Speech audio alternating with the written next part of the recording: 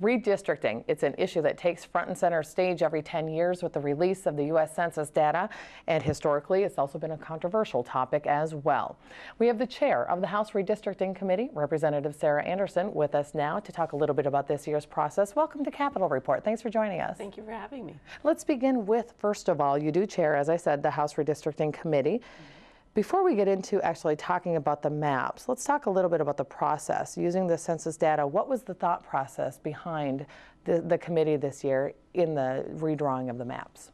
Well, we started off having several hearings to get citizen input. So we even did 3 trips to Greater Minnesota. We visited the towns of Marshall, Hermantown, and Rochester, which was great. That way the citizens in Greater Minnesota got a chance to participate a little closer to home than, say, St. Paul. In addition to that, overall, we held 16 hearings to get input, and then that helped us develop our criteria that we used in putting together the maps. We didn't actually get the redistricting numbers until, it was like late March.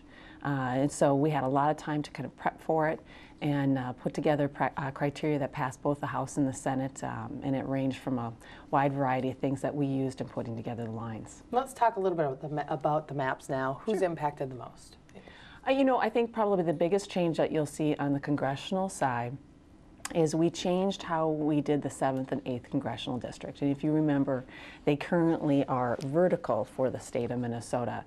And we looked at what the courts have done in the past, and if you remember, just it wasn't that long ago, they took the 1st congressional district, which is on the southern part of Minnesota, and they had that run across the entire south end of Minnesota. Using the I-90 corridor as a transportation way, that there was communities of interest, and that warranted that across the border congressional district. So we looked at that, and we looked at the 7th and 8th congressional district, and we did a swath across going east to west for a new 8th congressional district from that, and then we created kind of a belt line with the new 7th congressional district. And that was probably the most significant change that you'll see going from a vertical to a horizontal map on the northern end. Yeah, and touching on that, state demographer Tom Gillespie publicly rejected that change. So you kind of stated the criteria for that change. Do you think it's going to be challenged? I think that there are people that maybe have some concerns about it, but when you look at what the courts did, with the 1st congressional district, we're going in line with what they did on that for the new 8th congressional district. And if you truly look at those communities, folks in Hallock have more in common with folks in Duluth than, say, Wilmer. So having the Canadian border is definitely a huge community of interest, especially when it comes to safety issues, trade issues, and just their economy up there as well. When you're talking about logging in particular, logging goes all the way over to Lake of the Woods County, but under the current map, that's in the 7th versus the 8th. So it makes more sense to have those communities kept together. You also have U.S. Highway 2 that spans that distance, and that goes in line with what the courts were thinking with the I-90 corridor on the southern end of the state. So, any other changes you think are important to point out right now? No, I think that was probably the most significant change that you'll see in the map. Okay, so Representative Anderson, critics do argue that the process wasn't open and transparent. Representative Melissa Hortman, she's on your committee, and she was quoted in the Minneapolis Star-Tribune on May 2nd stating, probably the effort was on protecting people rather than looking at communities of interest. We seem to have a process that is designed to exclude public input. What do you think of that statement? Well, unfortunately, she didn't participate in all the hearings that we went to in Greater Minnesota. I think that maybe would have changed her perspective. We had a great opportunity to hear from all citizens.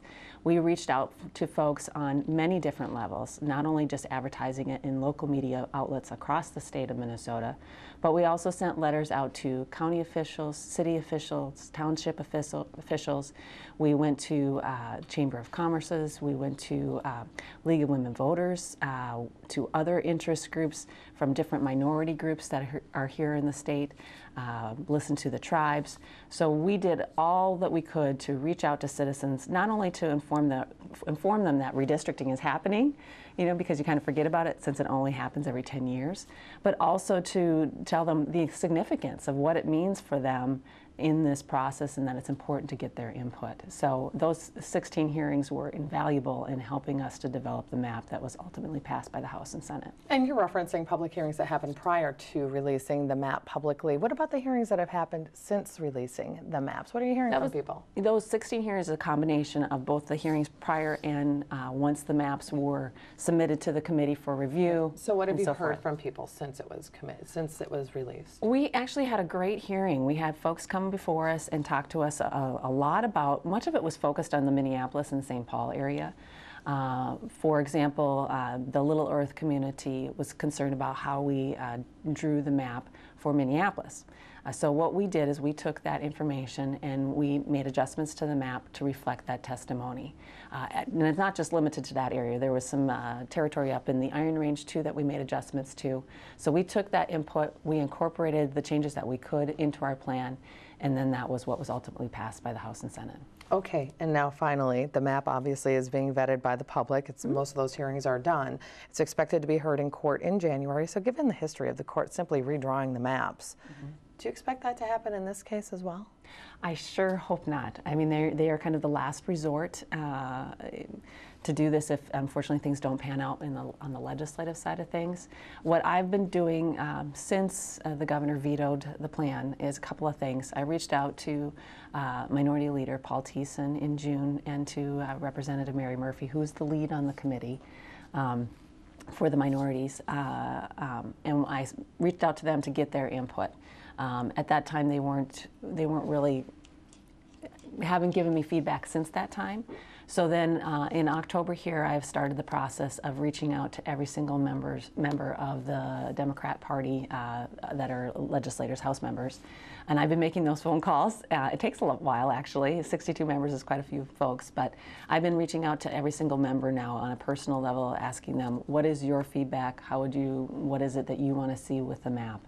And I just need to finish that up. And then once session starts here in January, it's my hope that we can come to some sort of an agreement and get a plan that the governor will sign into law. Okay, Representative Anderson, we're out of time, but thank you for coming to talk about the maps. We certainly appreciate it. Yeah, thank you.